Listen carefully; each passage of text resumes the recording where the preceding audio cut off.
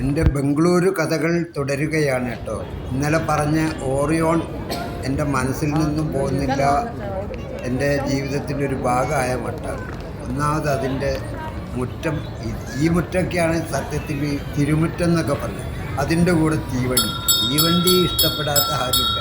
ആ കുട്ടി തീവണ്ടി എൻ്റെ മുന്നിലൂടെ പോയപ്പോൾ എനിക്കുണ്ടായ ഒരാളാതുണ്ട്. ഞാനൊരു 2-ലും 3-ലൊക്കെ പഠിക്കുമ്പോൾ റെയിൽവേ ലൈനിൽ നിന്ന് വണ്ടി കടന്നു പോയ ഒരു ഓർമ്മ.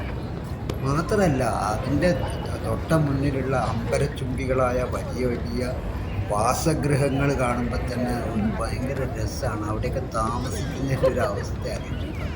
ആകാശം മുട്ട ഇങ്ങനെ നിൽക്കുകയാണ് കെട്ടിടങ്ങൾ. ഈ ഓറിയോണിൻ്റെ മുറ്റം അവിടെ തന്നെ സ്കൂളുണ്ട് ഈ കുട്ടികൾക്ക് പഠിക്കാനുള്ള. മാത്രമല്ല ആ കുട്ടികൾ കളിക്കുന്നതൊക്കെ കാണുമ്പോൾ തന്നെ നമുക്ക് നമ്മളെ ബാല്യകാലം നമുക്ക് സ്പോയിലായ മാതിരി എനിക്ക് തോന്നിയിട്ടുള്ളത്. ഞാനിങ്ങനെ ഇറങ്ങി നടക്കുന്നത് എല്ലാവരും കോഴിക്കോട് നിന്ന് മറ്റുള്ളവരൊക്കെ പറയാറുണ്ട്. പിന്നെ എൻ്റെ കസിൻസൊക്കെ പറഞ്ഞിരുന്നു എന്തായാലും ബാംഗ്ലൂർ വന്നു കഴിഞ്ഞാൽ ആദ്യം ചെയ്യേണ്ട ഒരു സാധനം ഈ ഹട്ടി കോഫി കഴിക്കുക എന്നുള്ളത്. ഹട്ടി കോഫി ഞാൻ കേട്ടിട്ടേ ഇല്ല. അപ്പോൾ ഹട്ടി കോഫി എന്ന് പറയുമ്പോൾ നമ്മൾ വിചാരിക്കുക എന്തോ കനത്തോടു കൂടി എന്തോ കഴിക്കാനുള്ള സാധനം. അതല്ല. ഹട്ടി എന്ന് പറഞ്ഞിട്ടുണ്ടെങ്കിൽ വീട് എന്നാണ് കന്നഡയിൽ അർത്ഥം. അപ്പോൾ കോഫി, അപ്പോൾ ഹട്ടി കോഫി എന്ന് പറയുമ്പോൾ വീട്ടിലെ കോഫി എന്ന അർത്ഥത്തിലാണ്. ഇപ്പം നമ്മളെ വീട്ടിലെ ഊട് എന്നൊക്കെ പറയുന്ന മാതിരിയാണ് അവിടെ വീട്ടിലെ കോഫി. ഗാന്ധിനഗറിലോ മറ്റേ ഒരു കോഫി കട പണ്ടുണ്ടായിരുന്നു. ആ കോഫി കട പിന്നീട് വിപുലീകരിച്ച് ഇന്ന് സൗത്ത് ഇന്ത്യയിലെ തന്നെ ഏറ്റവും വലിയ മികച്ച കാപ്പി എന്താ പറയുക കാപ്പിക്കടകൾ പിന്നെ കാപ്പിപ്പൊടി വിൽപ്പനയൊക്കെ ആയി മാറിയ ഒരു സ്ഥാപനം ഇതിൻ്റെ അകത്തുണ്ട്. അപ്പോൾ അത് നോക്കി നടക്കുന്നതിലടക്കാണ് ഈ ഒരു ലൈക്കൊക്കെ കാണുന്നത്. ലൈക്കിൻ്റെ അടുത്തൊക്കെ ഫോട്ടോ എടുക്കലും കുട്ടികളുടെ ആറാട്ടാണ്.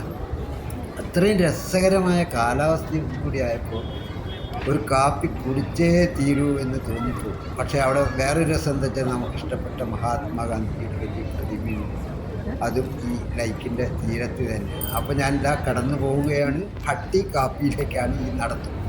ഹട്ടി കാപ്പി എങ്ങനെയോ എൻ്റെ കണ്ടിട്ടുണ്ട്. ഹട്ടി കാപ്പി പോയിട്ട് ഒരു ചായ കുടിക്കുക, ഒരു കാപ്പി കുടിക്കുക.